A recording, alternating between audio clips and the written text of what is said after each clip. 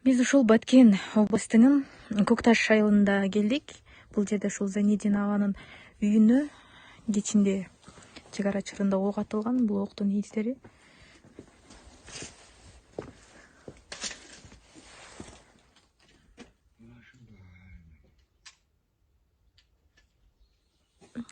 Үйүңүздөн эч нерсе уурдалган эмеспи?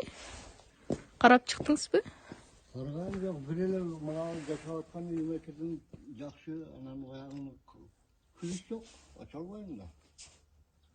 Күлүчүңүз. Куданың жакшылыгы, ок чечип кетпеш, бирок күйбөй калганга Кудай. Бул жактарга дагы мына бул жерлерге октор атылган. Анан азыр өзү айтып атат, мына ушул айнектин чекесинен ок тешип, үйгө чейин кирип, Кудайга шүгүр, үйүм өрттөнбөй калды деп сүйүнүп отурган чагы. Бир жагынан болсо, бирок мына ушундай көп ок атылган. Бактыга жараша үй бүлөсү бул жактан качып чыгып кетүүгө, Баткен шаарына карай жөнөөгө жетишкен. Түнү менен 4 саат жол жүрүп, 2 саат подвалда калып, бир жерде бекинип, Баткен шаарына жетип барышып, баш калкалашкан.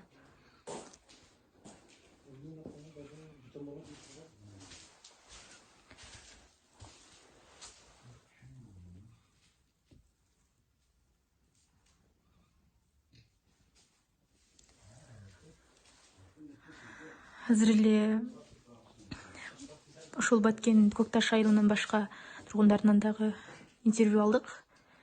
Эми дасторконду жайып ужинге отурганда ок атылып баштап, араңдан качып кутулдук деп айтып беришти. Ушул эле үйдүн коңшусу мал сарайы толугу менен өрттөнүп кеткен.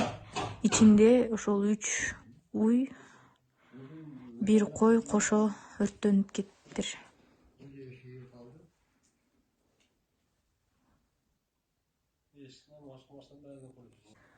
Баткен областынын Көкташ айылы.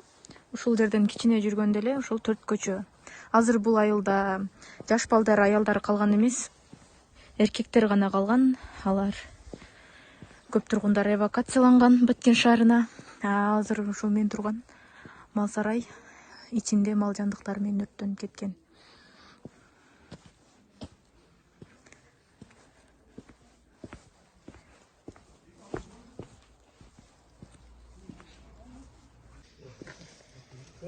Сарайга гранатомет түшкөн. Ичинде 3 бодо мал торпок калыптыр. Аркым аржап кеткенден кийин үйгө кирип чай ичип отурсак башталды эле. Ок эмелер чыкты, анан мен үйдө неберелер бар эле,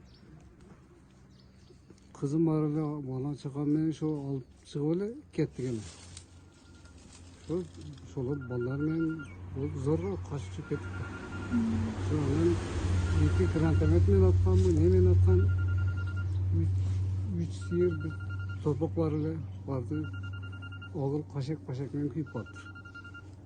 3 бодо мал, 1 торпок болгон, Падалардан породный желин жетип калган падалар эле. Боғоз эле. Новаз эле торпок. Боз уй болчу. Эми сиздин үй бүлөңүздүн жалгыз эле немеси ушул болчу да, кирешеси ошондо. Биз ушу жерибиз ham жок, ушу 15 соток жер. Ушу мал мененбиз да, башка эч тыканчы кыла турган жер ham жок. Ошондо сиздин сарайыңызга гранатомет келип түшкөнбү же кандай деп болот? Гранатомет түшкөнбү, билбейм, үстү кашек эле, ушу гранатомет түшкөнбү же миномет түшкөнбү, билбедим. Биз ham бала чаканы алып чыгып кеттик эле качып. Бала чакаларыңыз тынчпы, коркуп калышпадыбы? Алардын абалы кандай? Жок, алар эмди неме болгондо неме болуп кетти, небере бала чака, неберелер машинага ыйла үйүмдө эмди жаксам алдалап салдап алып кеттик да.